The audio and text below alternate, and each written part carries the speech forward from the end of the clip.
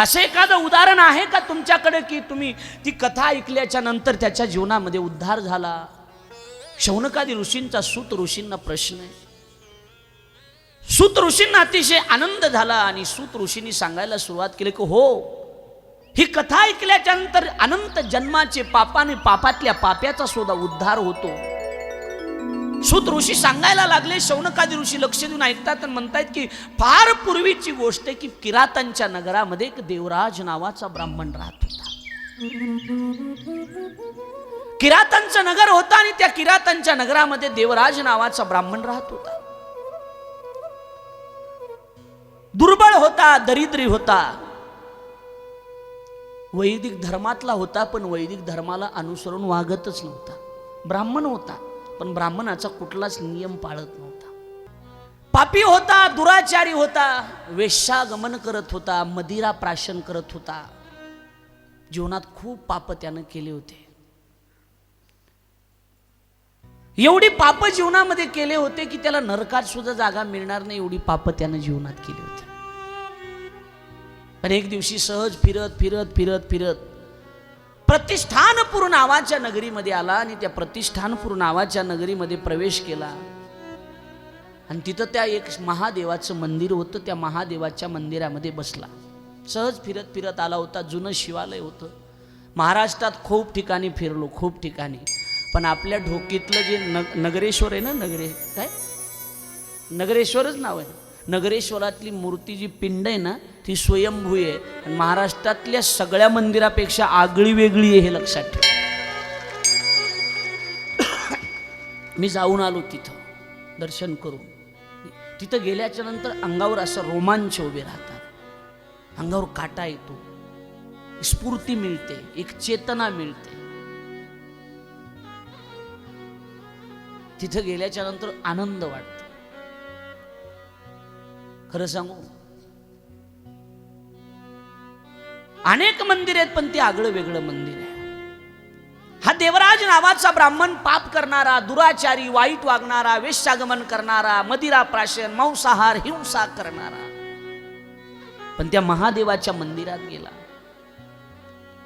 त्या ठिकाणी आपली जशी इथं कथा चालू आहे तशी तिथं कथा चालू होती. नामस्मरण चालू होतं, भजन चालू होतं, शिवकथा चालू होती. आणि एका साईडला कुठंतरी कोपऱ्यात बसला, कथा ऐकवायला लागला.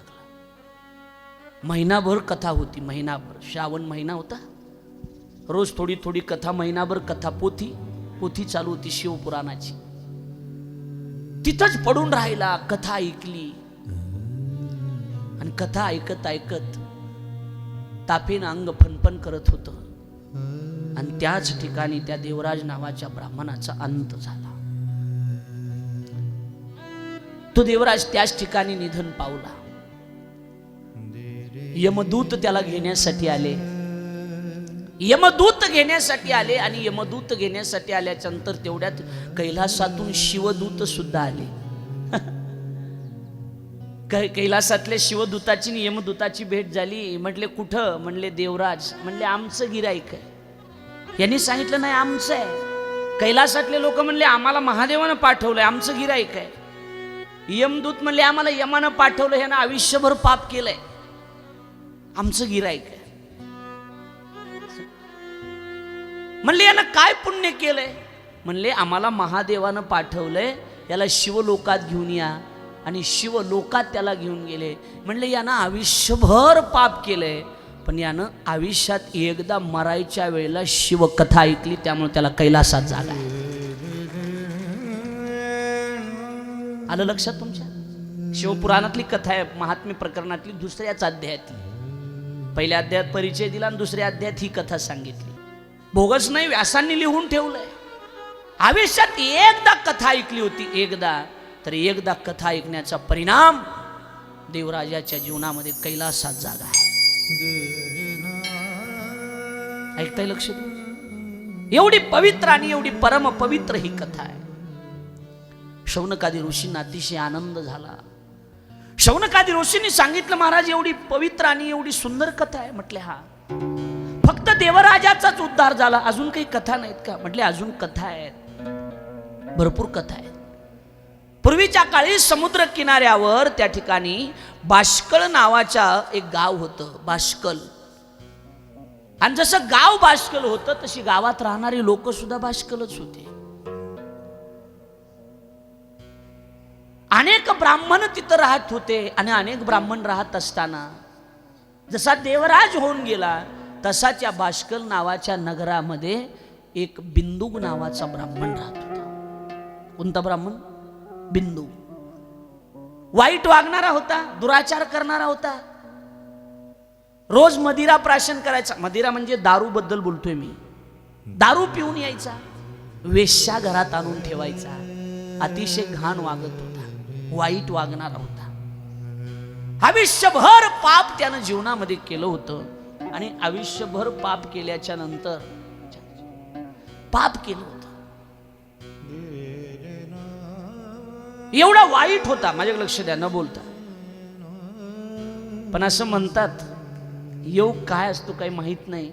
जे वाईट वागणारे माणसं आहेत, जे वेश्यागमन करतात, माझे शब्द कळतात ना तुम्हाला, वेश्यागमन करतात, मदिरा प्राशन करतात, डान्स बार मध्ये जातात, दुसऱ्यांच्या महिलावर पैसे उधळतात ना, शास्त्र असं सांगतं की अशा लोकांना पत्नी खूप चांगली मिळते म्हणे. शिवमहापुराण वर्णन करते भाऊ.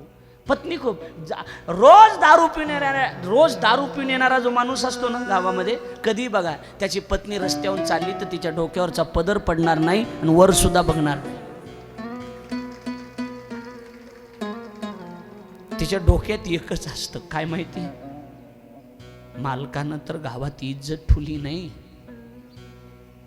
आणि मी जर पुन्हा वाईट वागायला लागले तर मला सुद्धा इज्जत राहणार नाही. काही माणसं पैशांच्या श्रीमंतीसाठी तळमळ करतात, काही माणसं इज्जत मिळावी म्हणून तळमळ करतात. मला वाटतं इज्जत फार मोलाची. मायाव मी तुमच्या मुलासारखा आहे, भावासारखा आहे. परपुरुषाच्या समोर आपल्या डोक्यावरचा पदर कधीच पडलेला नसावा. ती गोष्ट सोडून द्या. परपुरुषाच्या समोर आपल्या डोक्यावरचा शिव महापुराण म्हणते कधीच पदर पडू द्यायचा. सिंधुताईंचं वाक्य मला आठवतंय. सिंधुताई म्हणायच्या, लोक म्हणतात की मुलीवर बलात्कार वाढले, पण सिंधुताईंचं वाक्य होतं, सिंधुताई म्हणायच्या, जोपर्यंत मुलीच्या अंगावरचे कपडे लहान आहेत ना बाबा, तोपर्यंत मुलीवर बलात्कार होत राहणार. ज्या दिवशी मुलीच्या अंगावरचे कपडे मोठे होतील त्या दिवशी मुलीचा सत्कार झाल्याशिवाय.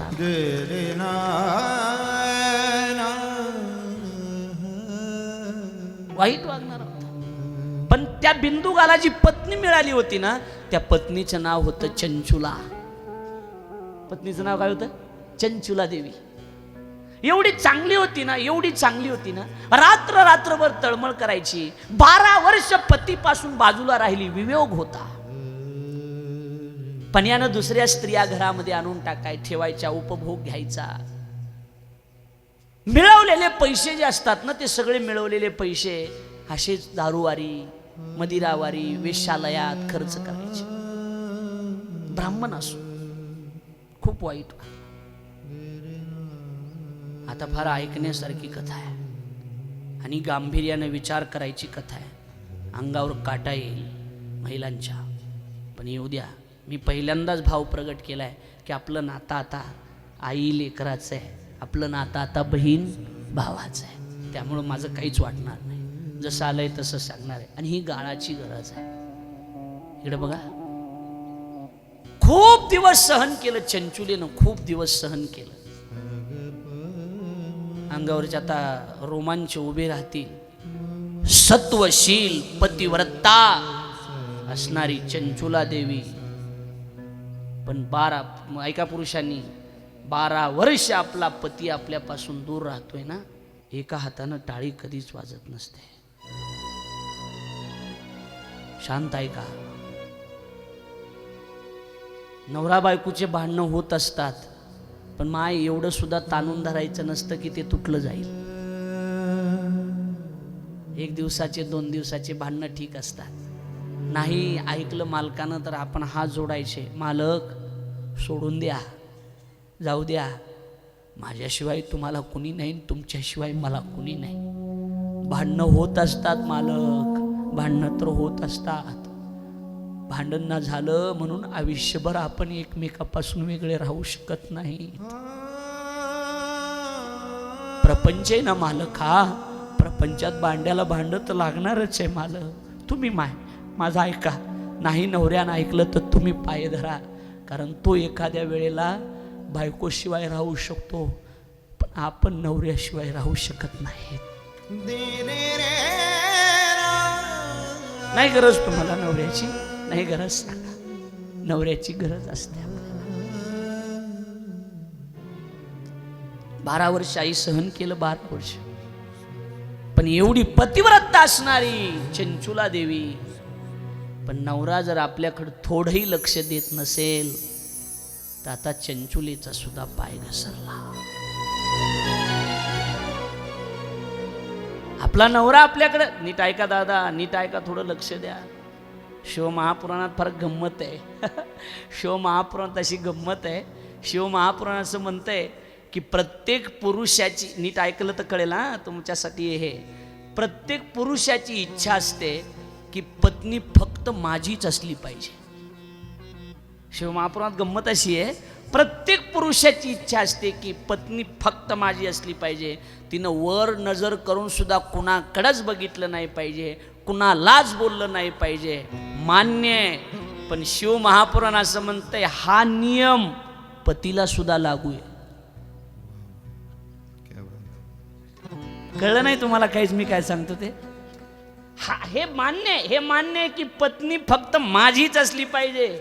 जीवन में सबसे बड़ा व्रत एक होता है कि किसी एक का होकर रहना. सगळ्यात मोठं व्रत तर ते असतं की कुणाचं तरी एक जणाचं होऊन राहणं. ठीक आहे, मान्य आहे आम्हाला नियम, आम्हाला मान्य आहे नियम. कोणता?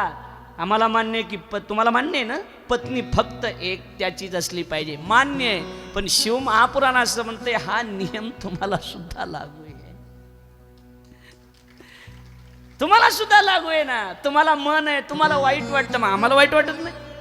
आम्हालाही वाटतं पती फक्त माझाच असला पाहिजे, त्याच्यावर माझाच अधिकार असला पाहिजे.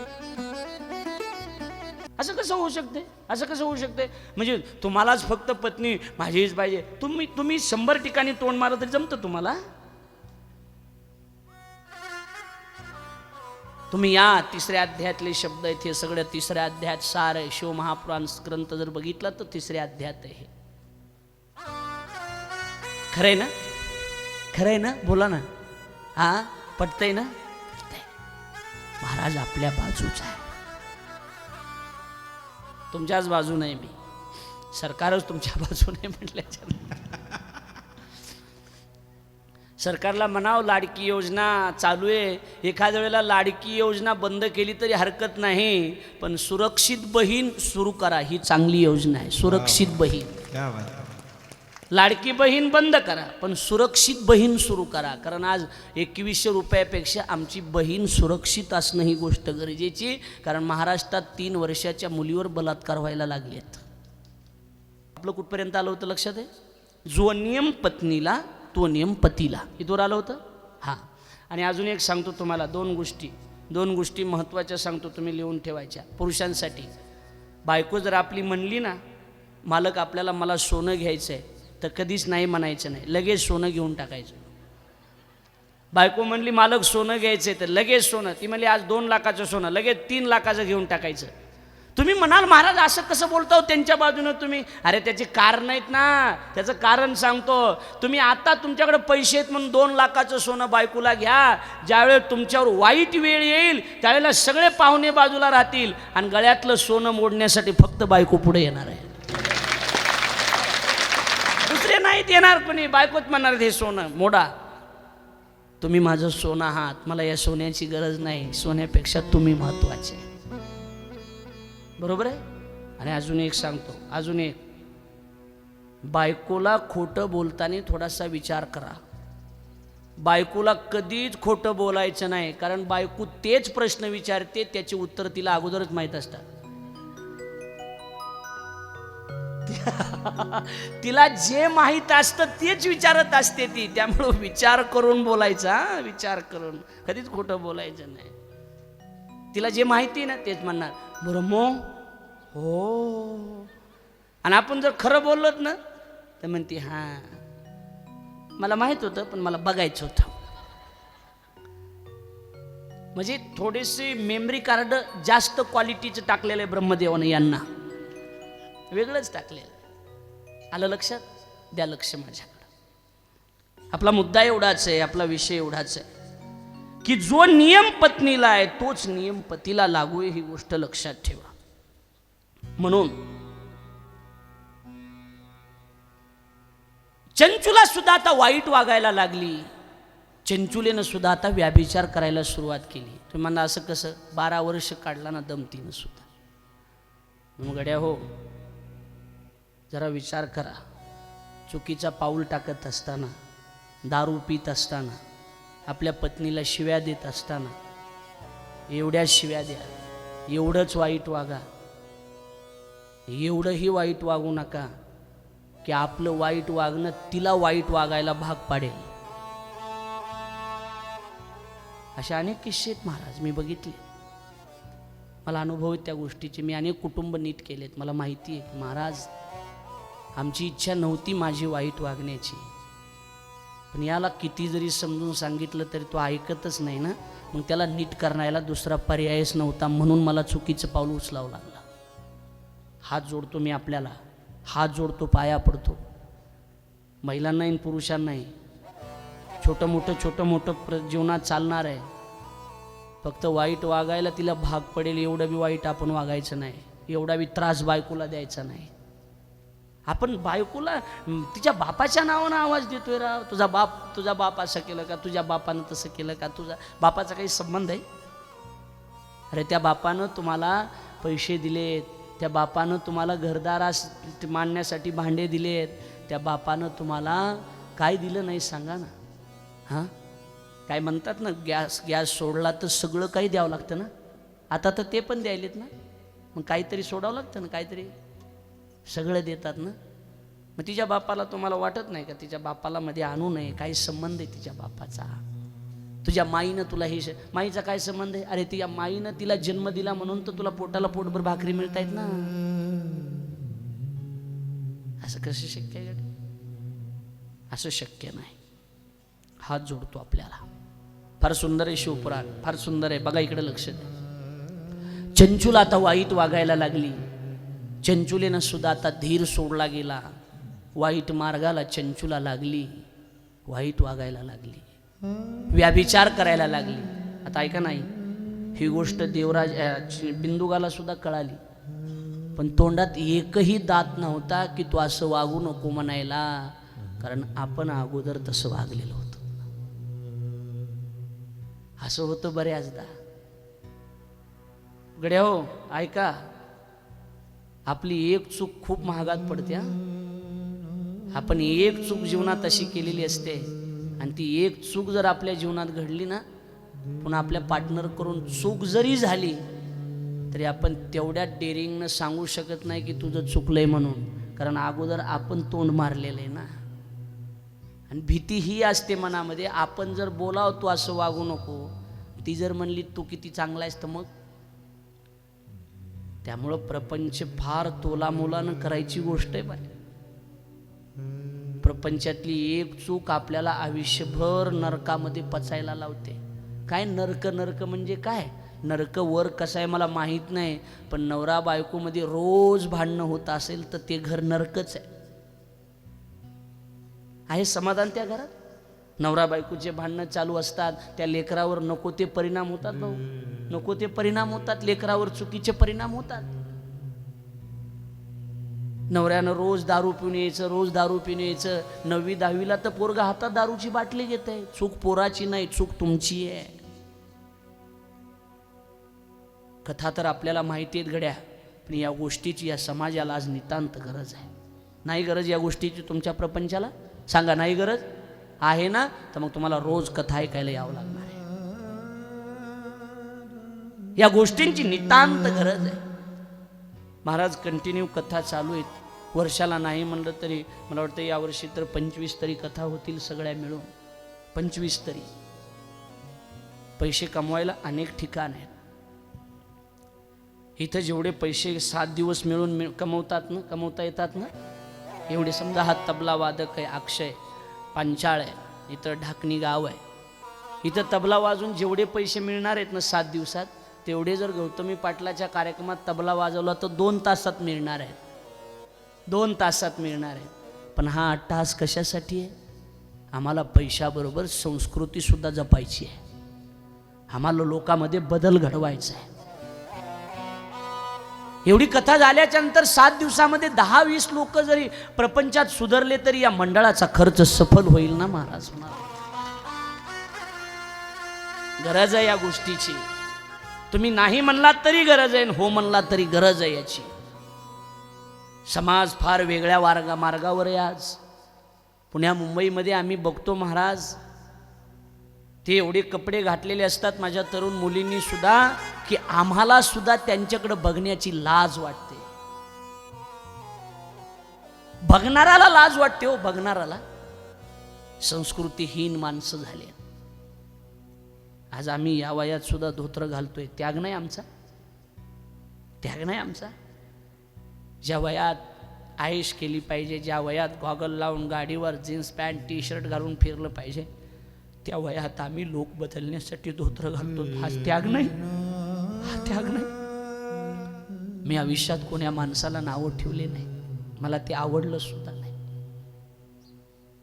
कधीच नाही. मला ते आवडलं सुद्धा नाही. कशासाठी नाव ठेवलं? मला एकानं विचारलं होतं, महाराज तुम्ही एवढे खुश असता, तुम्ही एवढे समाधानी असता, कसं काय एवढे खुश असता? तुम्हालाही उत्तर आहे. तुम्ही हे तुम्ही सुद्धा आचरणात आणायचं आहे, फॉलो करायचं आहे. बघा, मला विचारलं की महाराज तुम्ही एवढे सुखी का असता, समाधानी कसं काय असता? भाऊ मी त्याला उत्तर दिलं होतं. बाबा मी त्याला म्हटलं होतं मी सुखी फक्त 2 गोष्टीमुळे.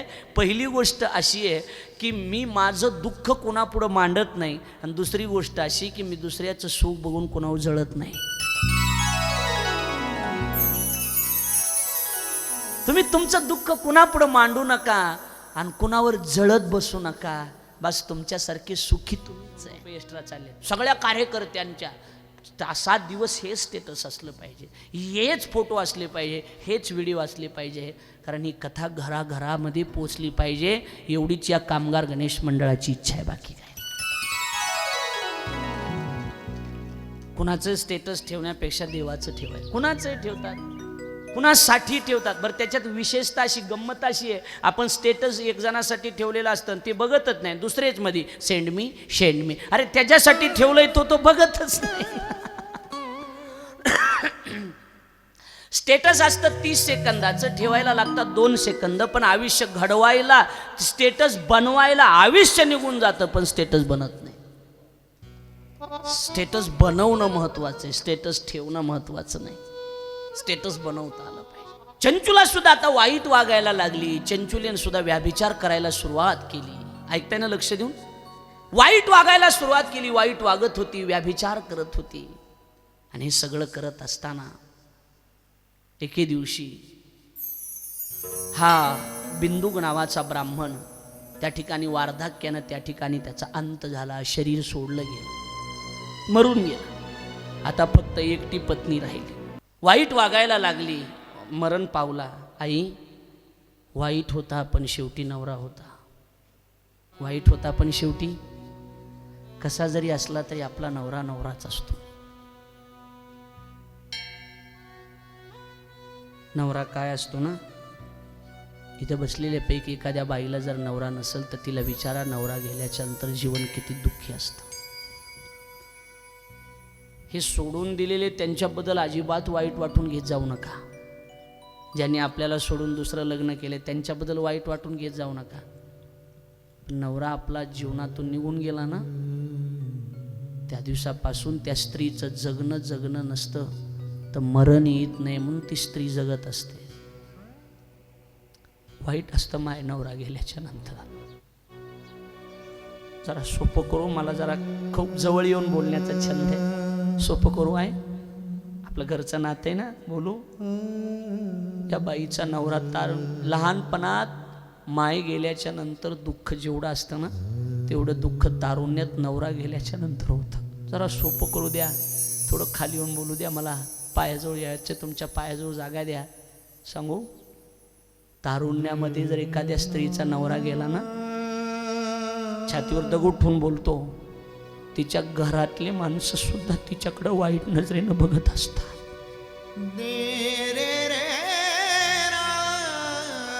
बरोबर बोलतो नाही मी?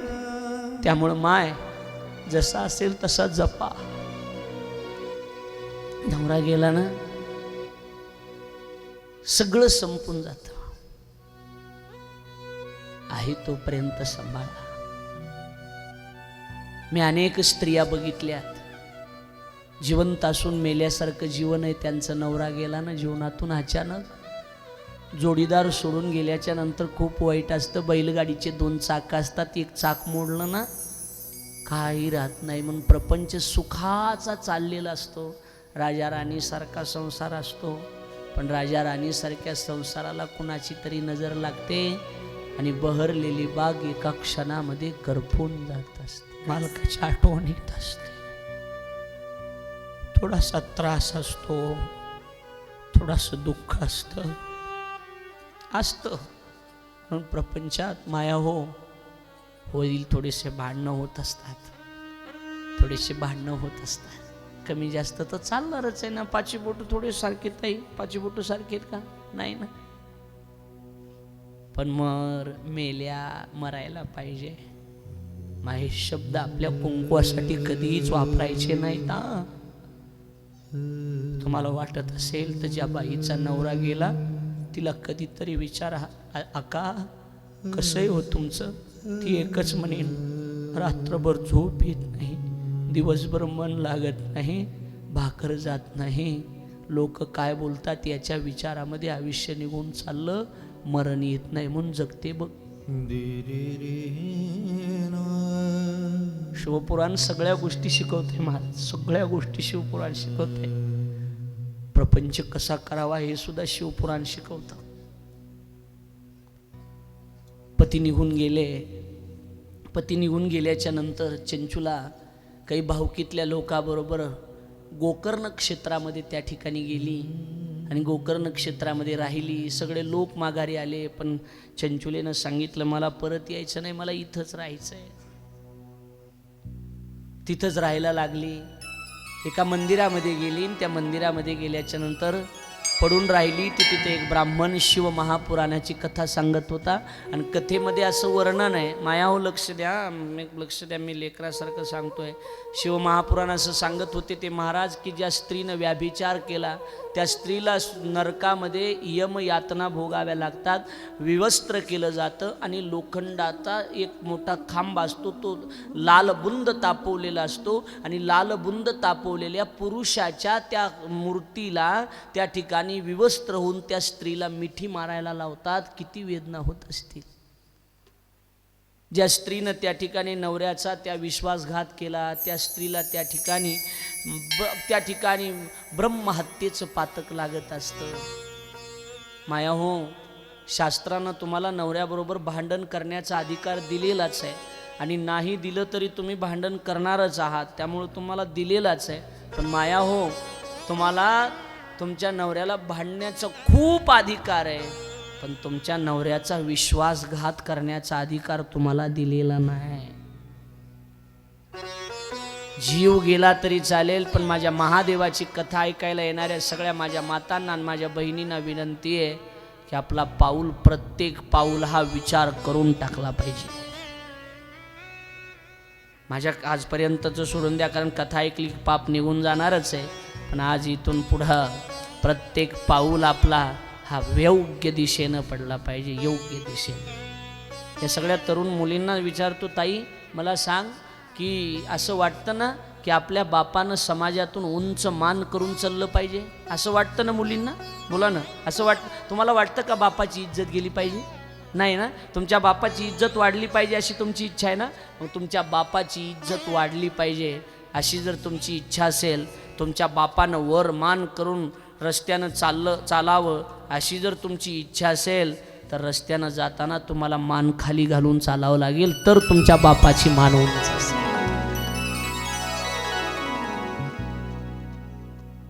खाली बघून चाललं पाहिजे, वर बघायचं. सौभाग्यवती स्त्री आहे ना, गल्लीतून जात असताना डोक्यावर पदर आणि आपली नजर खाली रस्त्याकडे असली पाहिजे. आपल्या नवऱ्याचं ज्या पुरुषाबरोबर, ज्या माणसाबरोबर जमत नाही ना, त्या माणसाला चुकून कधीच बोलायचं नाही. आई थोडंसं बारीक ऐका, एक गंमत सांगतो तुम्हाला, जीवन जगण्याचं सूत्र सांगतो तुम्हाला. आई एवढंच ऐकून ठेवा. पहिल्या दिवशी आयुष्यात चुकूनही, आयुष्यात ऐकताय ना, चुकूनही आपला नवरा कसा जरी असला तरी आपल्या नवऱ्याची निंदा परपुरुषाजवळ कधीच करायची नाही. आपल्या नवऱ्याची निंदा परपुरुषाजवळ कधीच करायची नाही. ज्या दिवशी स्त्री आपल्या नवऱ्याची निंदा परपुरुषाजवळ करायला सुरुवात करते आणि तुम्ही करत असता, त्या दिवसापासून तुमच्या घराला उतरती कळा लागणार आहे आणि तुम्ही तुमच्या दोघांमध्ये तिसऱ्या व्यक्तीला तुमच्या घरामध्ये प्रवेश करण्याची संधी देत असता. हे जे मूर्ख लोक असतात ना, ते कुणाच्याही घरात हात घालत नाहीत. जी स्त्री आपल्या नवऱ्याबद्दल वाईट बोलते ना, त्या लोकांना ही संधी असते. ते लोक तुम्ही वाईट बोलतात त्याच्यापेक्षा जास्त वाईट बोलतात आणि तुमच्यावर घाला घालतात. त्यामुळं कोल्या कुत्र्यांना आपल्या घरामध्ये येऊन वचके तोडायची संधी देऊ नका. लक्षात येते माझं बोलणं? त्यासाठी कसा जरी असेल तरी आपल्या नवऱ्याची निंदा कधी लोकांजवळ करायची नाही. अरे मानू नका पण म्हणा राव, इथं म्हणा तरी.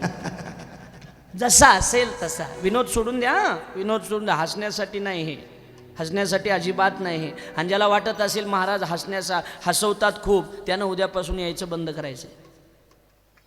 अजिबात यायचं नाही. तुम्हाला हसण्यासाठी जर इथं यायचं असेल तर यायचं नाही. मी 2 लोकांना सांगतो, फक्त 2 लोक तेवढे अंतकरणातून महादेवाचे भक्त असले पाहिजे.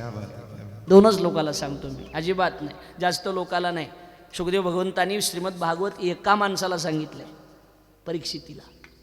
तर मी 2 लोकांना सांगतो. तुम्हाला हसण्याची अपेक्षा असेल आणि टाइमपासची इच्छा असेल तर तुम्ही उद्यापासून यायचं नाही. तुम्ही कामं बंद करू नका, तुमचे कामं कंटिन्यू करा. ज्याला उद्धाराची गरज आहे त्याने यायचं आहे उद्यापासून. आणि मग कालांतरानं त्या ठिकाणी महाराज वाईट वाटलं चंचुलेला, आणि चंचुला त्या महाराजाकडे गेली. महाराज मी व्याभिचारिणी आहे, मी पापी आहे, मी पाप केलंय, माझा उद्धार. म्हणले तू काळजी करू नको, शिवपुराणाची कथा ऐकलीस तुझा उद्धार होईल. आणि कालांतरानं चंचुलेनं शरीर सोडलं गेलं. इकडं बिंदुक विंध्य नावाच्या पर्वतावर पिशाच्य होऊन, भूत होऊन फिरत होता. आणि ही चंचुला त्या ठिकाणी देवाच्या, महादेवाच्या जवळ गेली, पार्वतीची सखी बनली. चंचुला ही पार्वतीची सखी झाली, मैत्रीण झाली. आणि पार्वतीचा फ्रेश मूड होता. सांगितलं सखी तुला काय पाहिजे. एक जगाच्या पाठीवर स्त्री होऊन गेली. चंचुलेनं सांगितलं मला कशाचीच अपेक्षा नाही, मला फक्त माझा पती विंध्य पर्वतावर भूत होऊन फिरतोय ना, त्या भूत होऊन फिरणाऱ्या माझ्या पतीचा तुम्ही उद्धार करा. मग त्या ठिकाणी तुंबरू महाराजांना बोलवण्यात आलं आणि तुंबरू महाराजांनी त्या ठिकाणी तुंबरू महाराजाला बोलवून त्या ठिकाणी चंचुलेला घेऊन विंध्य पर्वतावर जातात. आणि विंध्य पर्वतावर त्या ठिकाणी ही शिवपुराणाची कथा त्याला सांगितली आणि त्या भूताचा सुद्धा त्या ठिकाणी उद्धार झाला. सुंदर शरीर त्याला या कथेमुळं प्राप्त झालं. आणि दोघंही त्या ठिकाणी शिवजीच्या दर्शनासाठी विमानामध्ये बसून कैलासाच्या दिशेनं जात आहेत. नमः पार्वती पदे शिव हर हर महादेव. अशा